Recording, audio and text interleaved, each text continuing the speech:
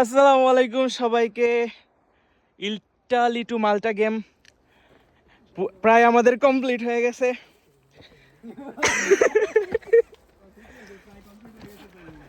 এখন আমরা যাইতেছি, এই পাহাড়টা পার হইলেই মোটামুটি আমরা এখন মাল্টায় পৌঁছে যাব।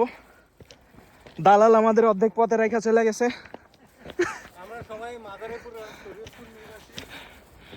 ওই যে এই ভাইয়েরা সব মাদারীপুরের আছে, কুমিল্লার আছে, শুধুমাত্র আমি একা যশোরের।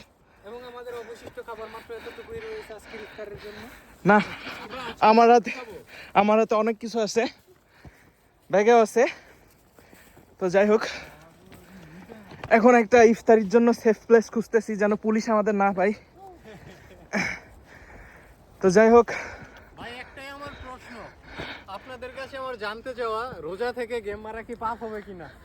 ভাই জীবনের তাগিদে সবকিছু করাই হালাল।